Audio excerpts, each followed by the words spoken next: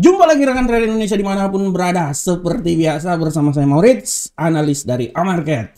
Rekan trader, hari Jumat, hari yang penuh dengan barokah, hari yang penuh dengan berkah buat kita semuanya. Dan hari Jumat ini adalah minggu terakhir di permulaan bulan Juni. Rekan trader, hari Jumat ini banyak sekali berita yang akan terjadi. Dan salah satu berita paling utama adalah non-farm payroll. Oleh karena itu, tetap saya memberikan sedikit masukan buat rekan trader bahwa hati-hati dengan pergerakan pasar. Karena pergerakan pasar benar-benar akan sangat luar biasa.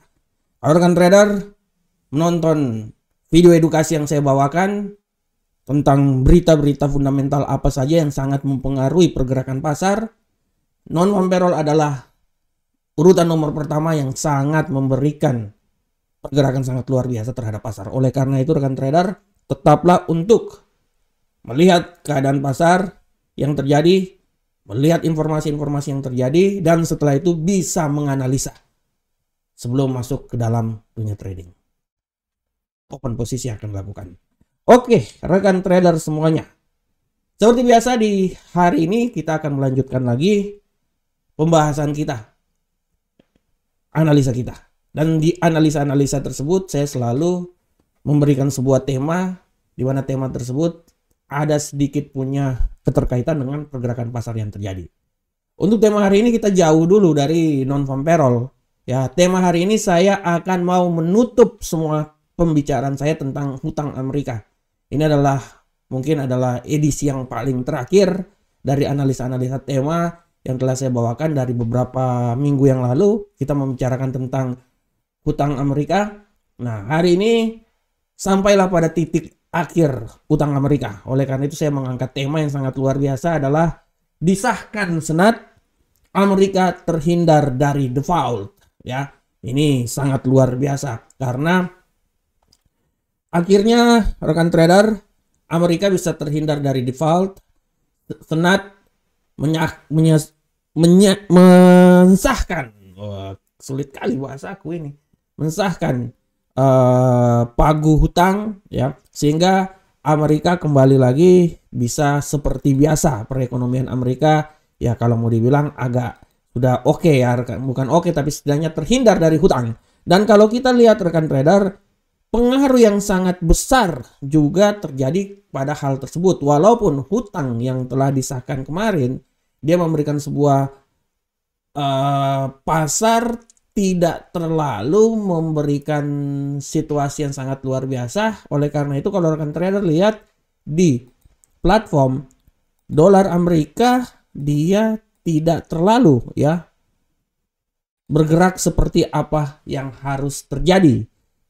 Kemarin dolar Amerika jatuh sampai luar biasa dari 100 berapa ini, 104 ya, 103, 104. Dia jatuh sampai level paling terbawah. Walaupun hutang Amerika sudah disahkan, tapi dia tidak bisa memberikan sebuah masukan ya. Tapi sekali lagi hari ini adalah hari non-farm payroll. Secara teknikal kalau kita lihat rekan trader, dia udah sampai di dasar.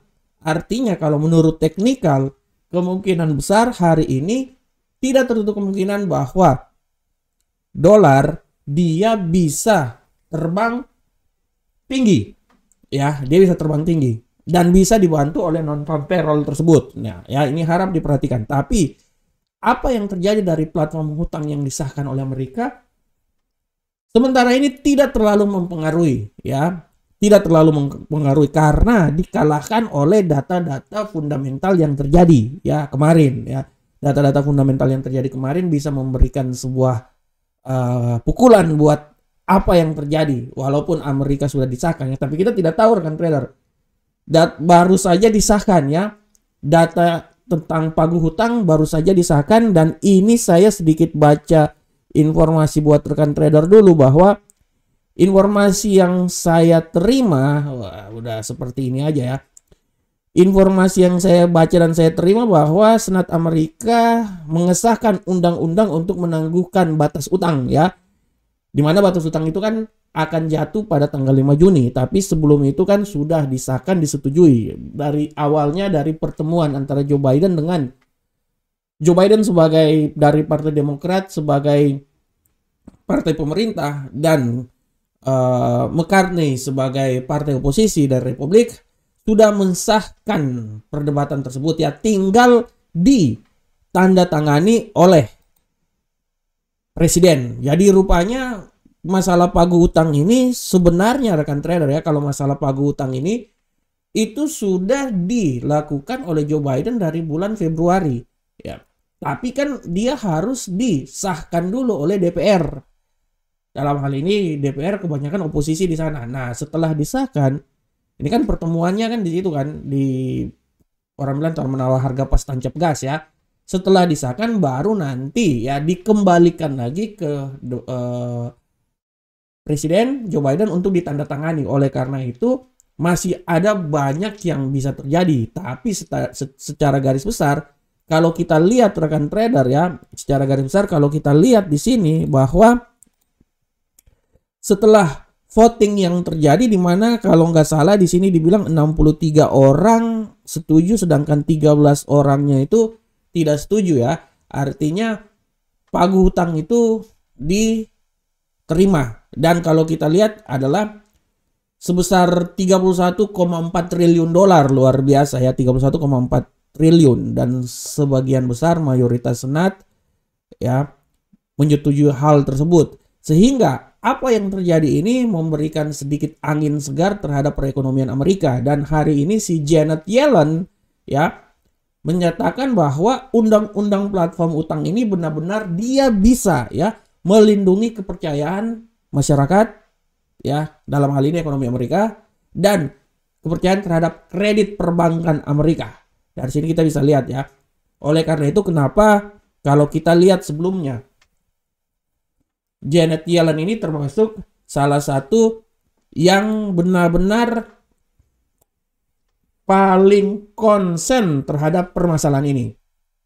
Semua berawal dari statement yang dikeluarkan oleh Janet Yellen yang menyatakan bahwa apabila pagu hutang tidak bisa diselesaikan akan mengakibatkan tsunami ekonomi bukan cuma terhadap Amerika tapi terhadap seluruh dunia. Dari situlah yang menjadi alasan kenapa bagaimana ya pergerakan antara Joe Biden dengan ketua Senat ya. Dalam hal ini akhirnya saya bisa paham bahwa masalah utang ini adalah masalah utang pemerintah dengan Senat, sedangkan dalam hal moneter ya itu adalah daerah tanggung jawab si Jerome Powell ya. Jerome Powell dia di bagian lain dalam hal ini ya, dia punya masalah tentang moneter ya. Oleh karena itu ini adalah permasalahan antara pemerintah dengan Senat, tapi permasalahan ini bisa sangat mempengaruhi pergerakan perekonomian Amerika. Oleh karena itu dengan statement yang sudah dikeluarkan oleh Janet Yellen bahwa dengan disahkan artinya artinya pergerakan ekonomi Amerika sudah terhindar dari malapetaka atau tsunami ekonomi ya. Oleh karena itu tinggal sisanya kita akan melihat kebijakan-kebijakan yang melandasi ya yang akan dikeluarkan oleh The Fed terhadap apa yang terjadi. Nah, oleh karena itu kita bisa lihat ya, kalau secara garis besar pun juga kebanyakan yang memberikan pengaruh yang sangat besar sebenarnya kebijakan moneter sih sebenarnya ya. Oleh karena itu kemarin setelah disahkan ya, tadi malam sebenarnya baru disahkan ya. Oleh karena itu kemarin masalah jatuhnya harga itu dolar itu karena bukan masalah ini tapi masalah yang lain ya. Tapi setelah disahkan barusan aja beberapa jam yang lalu ya, dolar sudah mulai perlahan-lahan dia mengancang-ancang untuk naik ke atas, dan kita akan lihat seberapa besarkah rebound dolar. Apakah dia bisa kembali lagi menuju 104 seperti kemarin atau minimal pertengahannya. Nah, ini bisa nanti ditentukan juga oleh non-farm payroll dan angka pengangguran yang akan dikeluarkan pada hari ini. Oke rekan trader, kita tinggalkan. Sekarang kita coba masuk langsung ke analisa teknikal. Seperti biasa rekan trader, analisa teknikal kita akan mulai dari indeks dolar Amerika, dan kita akan lihat di sini seberapa besarkah pergerakan dari indeks dolar Amerika rekan trader ya. Kita akan lihat indeks dolar Amerika hari ini rekan trader dia bergerak. Saya balik dulu ke platform. Nah, ini dia. Rekan trader bisa lihat bahwa indeks dolar Amerika hari ini dia bergerak agak sedikit ya. Dia secara garis besar tendensinya itu masih wait and see ya. Pasar Asia dia agak sedikit bearish, tapi kita nggak tahu. Kita akan lihat setelah masuk di pasar Eropa dan Amerika. Tendensinya seperti kayak kita lihat udah sampai di titik resisten di sini. Artinya kemungkinan besar juga dia bisa mengalami penguatan yang sangat luar biasa. Oleh karena itu kalau saya ya secara garis besar saya bisa bilang bahwa tidak tertutup kemungkinan ya, kalau saya lebih melihat bahwa dia akan mencoba untuk naik rekan trader kalau saya. Oleh karena itu saya bilang bahwa kemungkinan ya euro indeks dolar Amerika ini dia bisa naik, minimal dia coba kembali lagi ke arah 103.699. Saya tidak mau bilang dia akan sampai di daerah sini, menurut saya terlalu masih sangat saya tidak mau bilang dia di 103.842, tapi 103.669 masih bisa ya. Nah, bagaimanakah kalau terjadi pelemahan ya? Kalau pelemahannya dia akan mencoba turun rekan trader. Minimal penurunan dia itu kalau saya bilang minimal penurunan dia itu sampai di 103.183 di daerah sini. Oleh karena itu saya lebih sepakat kalau dia akan naik. Saya lebih sepakat kalau dia akan naik. Oleh karena itu kita akan lihat seberapa besarkah pergerakan dia. Saya menganalisa dia akan bergerak di antara yang paling terendah 103.189 sampai yang paling tertinggi 103.669. Tapi tidak tertutup kemungkinan dia juga bisa naik sampai di level yang paling tertinggi di sekitaran sini. Nah, di sekitaran, nah ini dia. Ya, ini dia nih. Nah ini dia. 103.842. Selanjutnya kita lihat bagaimanakah pergerakan di euro angkel saham dolar rekan trader. Kita akan lihat pergerakan dari euro angkel saham dolar bisa dilihat dengan jelas ini bahwa euro angkel saham dolar sekarang pergerakan tendensinya wait and see, walaupun kemungkinan besar dia bisa saja mengalami penguatan ya. Tapi kita akan lihat seberapa besarkah. Kalau saya lebih bilang bahwa kemungkinan besar kalau saya bisa bilang bahwa dia ini untuk sementara masih punya peluang mengalami pelemahan. Kalau saya dia akan mengalami pelemahan, tapi pelemahan yang paling terendah itu ada di seputaran 1.07408 ya kalau saya. Tapi sekali lagi saya bilang rekan trader hati-hati karena hari ini banyak sekali news, dan kalau news yang terjadi saya bisa bilang tidak tertutup kemungkinan dia bisa terjadi pembalikan arah dan dia bisa naik sampai minimal di daerah sini.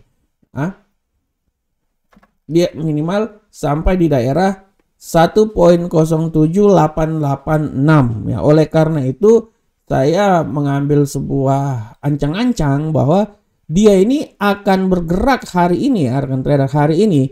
Karena hari ini non farm payroll, jadi saya lebih santai dalam menganalisa karena saya lebih jauh besar analisanya, karena dia akan mencoba di level terendah 1.07408 apabila memang dia jatuh terus ya. Tapi menurut saya sejatuh-jatuhnya dia palingan di 1.07461 sih. Kalau 408 terlalu jauh ya.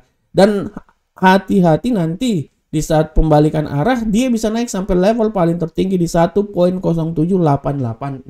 Itu adalah arah pergerakan dari euro angkel saham dolar. Kita tinggalkan euro angkel saham dolar. Kita sekarang masuk ke pound sterling. Seberapa besarkah pergerakan pound sterling rekan trader? Pergerakan pound sterling hari ini kita bisa lihat dengan jelas bahwa pound sterling memiliki tendensi yang masih bullish hari ini. Kita lihat seberapa besarkah bullish akan terjadi. Kalau dilihat dari tendensi rekan trader, dia memang bullish, tapi kalau kita lihat kenyataan yang terjadi, tidak tertutup kemungkinan dia akan bearish rekan trader. Dan saya bisa bilang bahwa dia ini masih bisa turun maksimalnya itu sampai di 1.25006. Masih bisa menurut saya, malahan dia akan turun menurut saya ya. Menurut saya ini dia akan turun. Oleh karena itu saya berasumsi bahwa dia akan turun sampai di 1.25006. Dan apabila terjadi pembalikan arah, dia akan mencoba balik lagi ke titik 1.25443. Oleh karena itu pergerakan dia hari ini menurut analisa saya dia akan bergerak di seputaran 1.25006 sampai 1.25443. Itu adalah arah pergerakan dari pound sterling. Nah, selanjutnya rekan trader, bagaimanakah pergerakan dari gold? Kita akan lihat sekarang gold.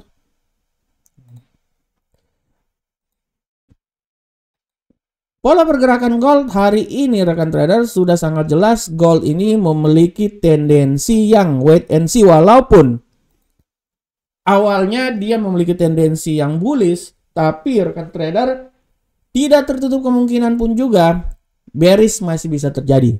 Kalau kita lihat di sini secara garis besar, kalau kita lihat memang dia akan bullish rekan trader, tapi dengan apa yang terjadi saat ini, saya bisa bilang bahwa tidak tertutup kemungkinan bearish pun juga bisa terjadi. Tapi oke, anggaplah kita melihat bahwa dia ini masih mempunyai tendensi bullish ke depan ya. Kita akan lihat, oh masih bearish ini kalau kayak gini nih.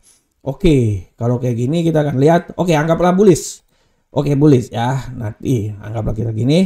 Nah, saya bisa melihat kalaupun bullish ya rekan trader, dia ini kekuatan dia penurunan kalau menurut saya ya. Dia akan turun sampai level paling terendah daerah sini rekan trader. Nah, ini dia. Ya, menurut saya.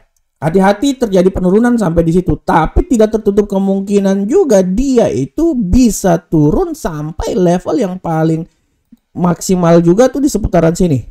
1966. Ini harap diperhatikan rekan trader. Walaupun ada yang bilang dia akan mencoba naik sampai di 2000. Dan saya sepakat aja. Kalau 2000 menurut saya terlalu tinggi juga, tapi kemungkinan kalaupun dia naik, dia akan naik sampai di level yang paling level tertinggi di 1988. Itu menurut saya ya. Jadi secara garis besar, saya hari ini agak sedikit jauh dan saya bisa bilang bahwa gold hari ini dia bergerak rekan trader. Gold hari ini dia bergerak rekan trader ya di seputaran sini rekan trader ya. Nah, oke. Antara 1966 sampai 1988. Itu adalah pola pergerakan dari gold hari ini. Selanjutnya kita akan lihat di USD Yen Jepang. Seberapa besarkah pergerakan dari USD Yen Jepang? Rekan trader. Untuk pergerakan USD Yen Jepang bisa dilihat dengan jelas bahwa tendensi bullish sangat kuat. Dan kita bisa lihat seberapa besarkah bullish akan terjadi. Kalau saya lihat memang bullish akan sangat kuat rekan trader. Saya bisa bilang bahwa bullish ini akan coba naik bisa terjadi sampai 139.334. Masih bisa rekan trader. Saya bisa bilang bahwa bullish akan mencoba sampai di 139.334 dan tidak tertutup kemungkinan juga dia bisa naik lebih tinggi lagi rekan trader sampai di 139.805. Tapi 139.334 bisa. Nah, bagaimanakah kalau terjadi pelemahan? Pelemahan kalau terjadi dia tidak akan lari jauh dari daerah sini rekan trader. 138.745. Oleh karena itu, rekan trader, apa yang akan terjadi menurut analisis saya adalah di seputaran 138.745 sampai 139.334 untuk USD Yen Jepang saat ini. Oke, rekan trader semuanya, demikianlah analisa harian kita pada hari ini. Sekali lagi saya bilang bahwa hati-hati hari ini akan ada non-farm payroll. Pergerakannya sangat-sangat dinamis dan volatilitasnya sangat tinggi. Oleh karena itu, hati-hati dari pergerakan tersebut. Dan saya selalu yakin bahwa rekan trader bisa menganalisa dan bisa mengatasi hal tersebut. Semoga apa yang saya berikan ini bermanfaat untuk rekan trader semuanya. Dan saya berharap apa yang saya berikan ini sedikitnya menambah wawasan terhadap trading yang akan dilakukan oleh rekan trader. Assalamualaikum warahmatullahi wabarakatuh. Sampai ketemu kita di pertemuan berikutnya. Salam Profit Indonesia.